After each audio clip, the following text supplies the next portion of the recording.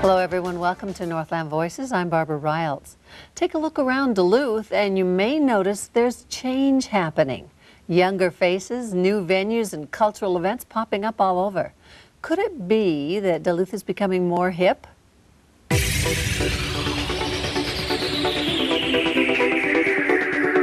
From Teatro Zaccone to the Cinema to Blackwater to one of many local homegrown bands, Duluth has a new flair that's quickly catching on. We have this great, vibrant cultural aspect of our community as well, and there are lots and lots of, young musicians, young artists. It's an atmosphere that has started cropping up in the past few years. Mayor, who's behind this transformation? That's a fun question. I think there's been a lot of people that have contributed to that. Now in office for nearly 4 years, 35-year-old Mayor Don Ness has led the way for the change, but says he's far from the poster child. I would not consider myself a hip person. I would consider myself a person who supports hip people.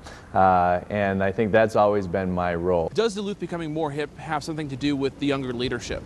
I think what Mayor Ness has done successfully is he has engaged the private community. He's engaged the Chamber and the Community Foundation and restaurants and the Zeppa Foundation, encouraged them to take that role on. Just the fact that we have leadership that is younger inspires young people to really have a voice and to be involved in the community. A setup that's leading to a fresh feel and look in Duluth now and in the future. The younger type of venues coming to our community because I think they've been successful.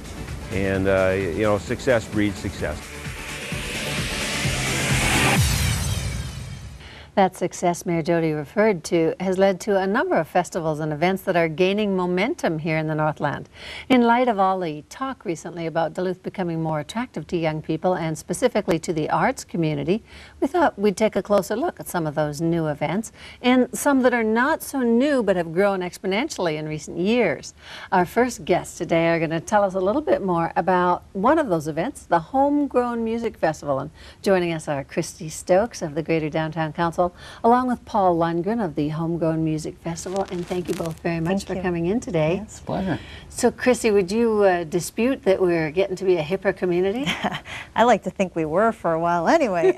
I think we are seeing a lot more energy and excitement and things going on for the younger crowds and really gathering a lot of people in our downtown especially. So that's been something that's been very positive over the last few years.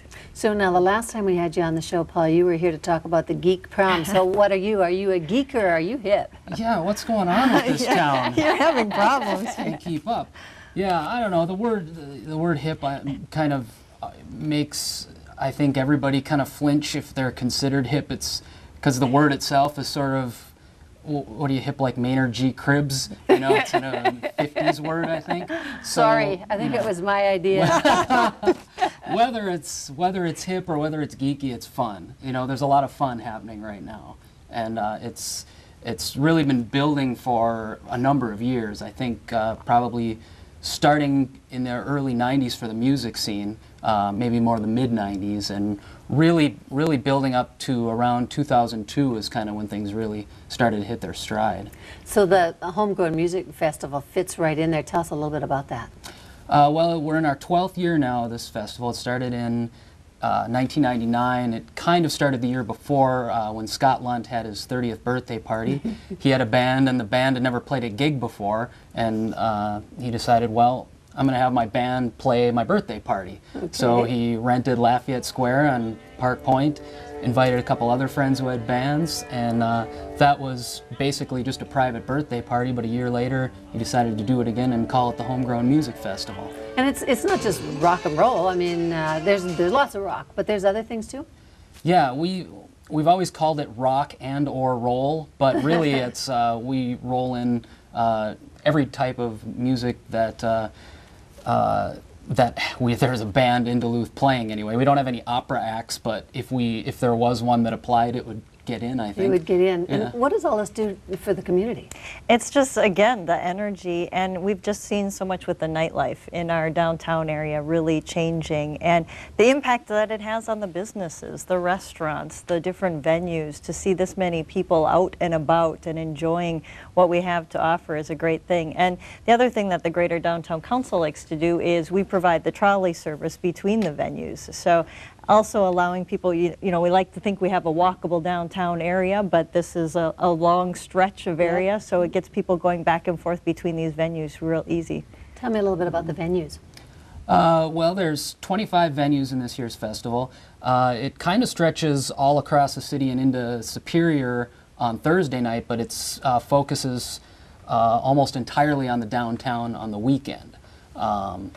And there's probably a dozen venues in the downtown. Many of them are all ages venues, so you don't have to be 21 years old to go out to see the shows. There's a lot of options. There's a number of free shows, but generally if you're older and you're going somewhere where they're serving alcohol, those shows you have to have a wristband, but it's still only $25 for the week-long pass, and with 150 bands, what does that come out to, 17 cents a band or something? He's got it figured out. He's a geek. He's got it figured out, you know. But you just think about that. Think about how many performers are out there, and this is mainly our local talent. So it's just a great way to really showcase what we have in our arts community, music and arts community, of that local talent. And that's something we as an organization like to do too when we do some of our additional events in the downtown. So this is just, I think, a fabulous thing to be able to offer.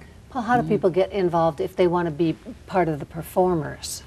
Well, we have a process in February where we open up through DuluthHomegrown.com, the website, registration forms. So the bands will submit a registration form and a sample of their music, and at the end of February, the committee for the festival gets together and takes a look at all the registrations, and we're kind of, you know, it's weird to say that we're limited to 150 bands because that's a lot, but we actually had 230 apply this year. Wow. So a number of acts had to be told they couldn't play the festival, which is, you know, always a painful and unfortunate thing, but you know, there's always next year. There's always next year.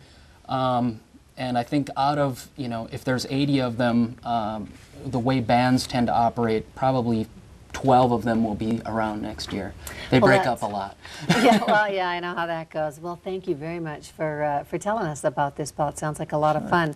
We are going to take a break here. When we come back, we want to talk about another event that's getting a lot of attention, especially from those who love to dine out.